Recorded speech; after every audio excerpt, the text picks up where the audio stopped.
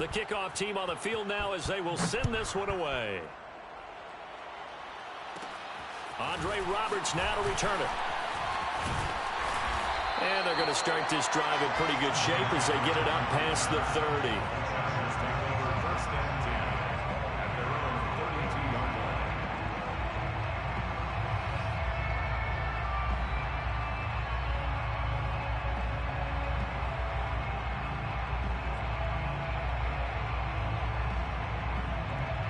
Herbert and the Chargers now with a 1st and 10 at about the 32. Throwing to start the drive. Herbert. This is swung out to Eckler. And that's good for a gain of 6, and it'll be 2nd down. Random, to me, what's important right here on this drive is for them to get at least 2 first downs. They've got to give their defense a chance to settle down, catch their breath a little bit after they give up a touchdown on the opening drive.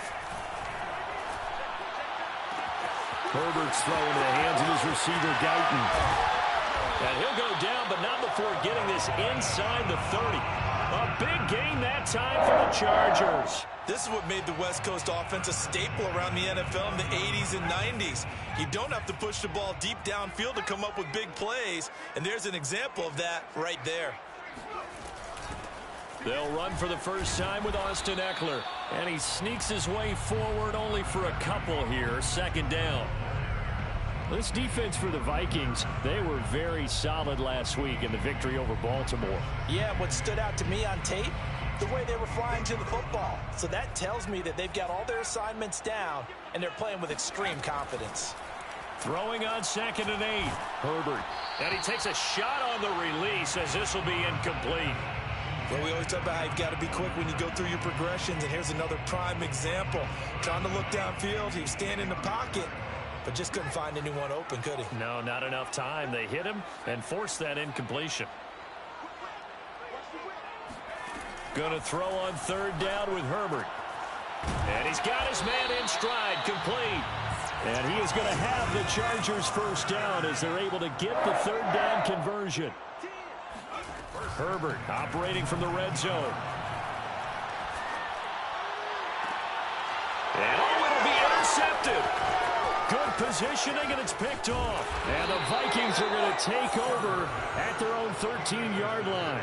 What a start defensively. Your offense goes out, gets the touchdown, and then you get the interception. Just perfect. How about the discipline that they showed on defense? Because after the offense scored to go up 7-zip, you would think they might be a little extra aggressive trying to get back at them. Instead, they read their keys well. When they took the shot downfield, they were more than prepared for that one. And past the 40 before he's out of bounds. Someone sharp in this game. I mean, a touchdown pass on the first drive and comes right back, and he's flinging it around really well here. A really nice throw there to pick up the first down. You kind of just feel a laser focus and confidence about him, and I think we saw that this week, didn't we? Talking to him and the coaches, they felt good about his performance coming up. Yeah, I was really impressed with that last practice we saw when they went through 2-minute drill, when they went through all the different situations. Ball hardly hit the ground, and I thought, yeah, he might be locked in for this one. Chargers able to get the pressure and bring him down. Uchenna Nwosu able to record his 5th sack of the season. After one, 7-0 on EA Sports. Really in a hole here, 3rd and 17 following the 2 negative plays.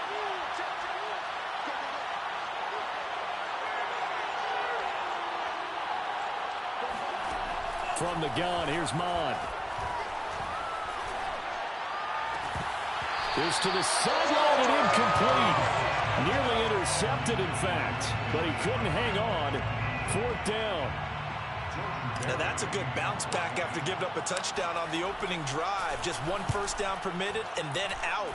Obviously no loss of confidence with that defense, and now they get to turn it back to their offense. Well, that'll be put in the books as a 53-yard punt. And the Chargers will be backed up deep to begin their drive as they take over 1st and 10.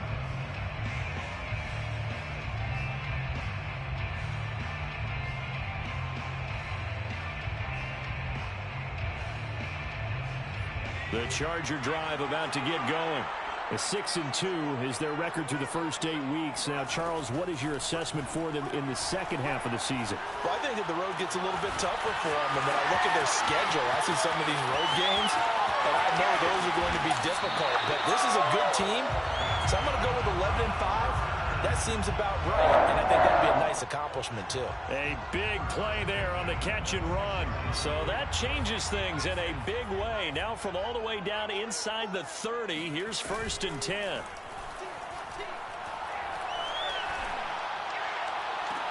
And he takes it in for a Charger touchdown.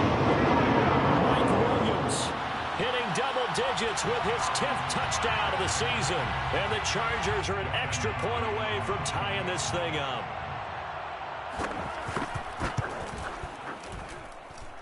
Hopkins with the extra point, and we are tied here in the second quarter.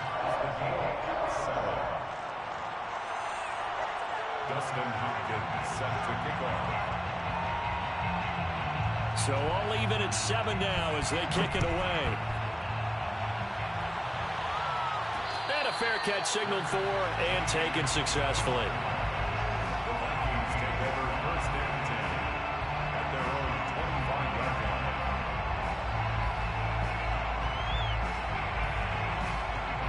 Here are the Vikings now to start their next drive.